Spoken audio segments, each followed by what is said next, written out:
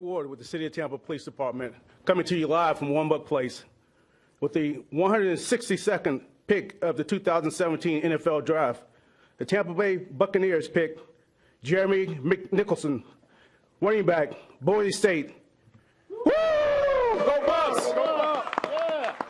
A little Ric Flair there, huh? Woo!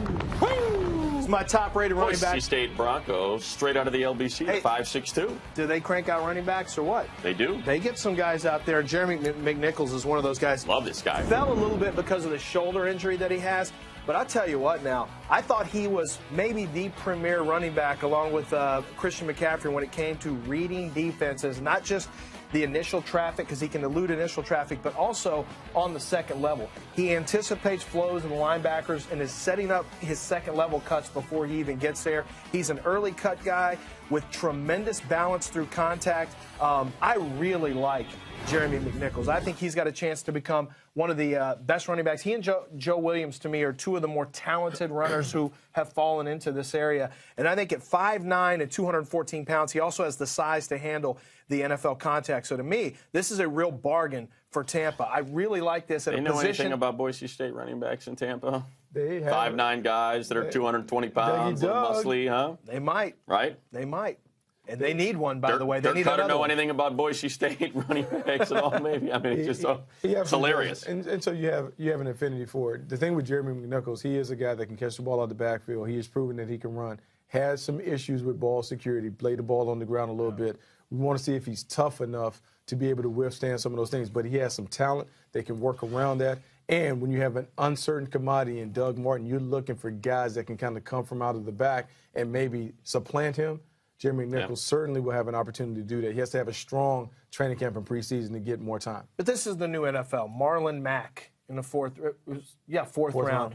You have Jeremy McNichols in the fifth round, Brian Hill in the fifth round. I mean, these guys have a chance to become NFL running backs who end up getting starting reps for you. You got to look back to last year. I mean, and Jordan Howard, who was every bit as good as Ezekiel Elliott, who was taken with a number 4 pick overall, had that offensive line, that balance, I mean, to work with. Howard had none of that.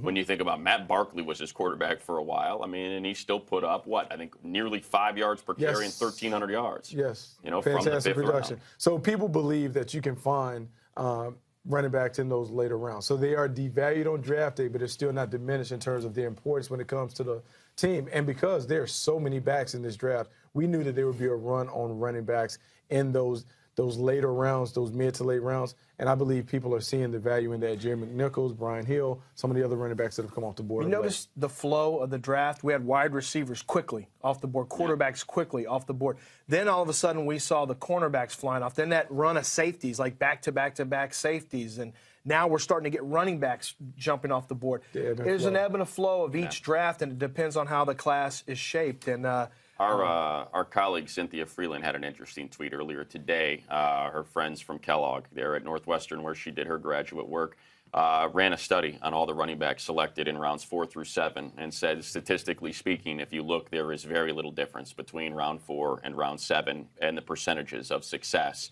and the production that they put out. And that's kind of what you're speaking to, is teams have a certain back that they like, and they'll probably pick them somewhere between 5 and 7, and it's just whether or not you picked right, because it's a gamble. I mean, well, not only you pick right, sometimes you identify guys that have draftable grades that you either you pick at that point or you identify them as priority free agents. You say, look, man, we may not expend a pick, but as a free agent, you will give you an opportunity to come in here and earn the right to play. And so it's not uncommon to see these later round, these day 3 running backs emerge and come out the bottom and eventually become starters. But Devontae Freeman, was he a 4th round pick? I think it was 4th. Yeah, Tevin Coleman was a 3rd. Yeah, it's a 4th round pick. Freeman was a 4th. So we've seen those guys come and carve our roles, especially if they're not guys that are